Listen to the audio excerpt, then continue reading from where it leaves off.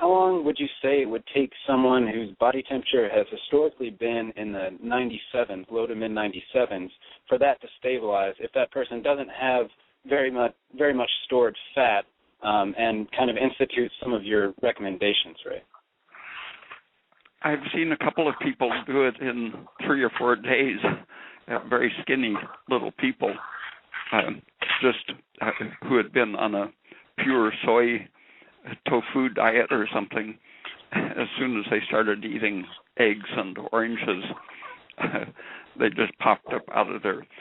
A couple of people who had been diagnosed as having broken pituitary glands with no function at all, all of their pituitary hormones would pop back as soon as they started eating rationally. All right, well, that's encouraging. My second question is more general and comes from having exhausted your articles on the website and then figuring I might as well look into some of the people you talk about, and went and read some of Cellier's work, and it seems like he believes in that we have an absolute reserve of energy to deal with stress, and that any stressful event can kind of deplete this, and that people start out with different levels. I was wondering if first of all, if that's correct, and then second of all, what you think of that.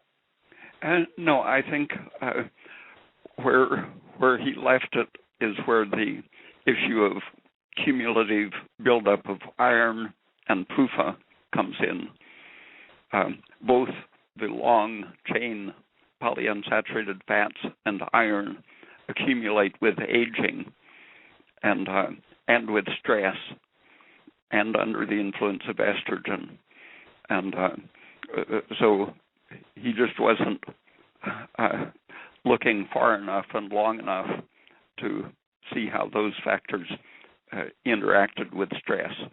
The stress, while he was looking at the adrenal glands and first their adaptive phase and then their exhaustion phase, what happens is during prolonged adaptation,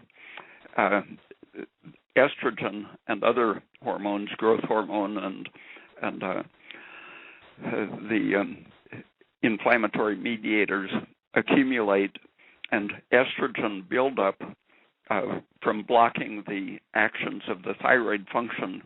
The buildup of estrogen begins to directly drive the adrenal gland, and when that reaches a certain point, you can actually get bleeding in the adrenal gland and death of the cortical cells in the adrenal under the influence of just an excess of estrogen.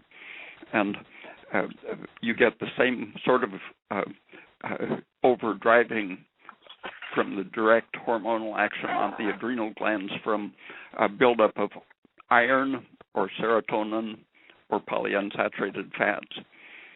And so the systemic effect of stress, I think, is what he neglected to think about when he talked about the reserve innate amount of energy that we had.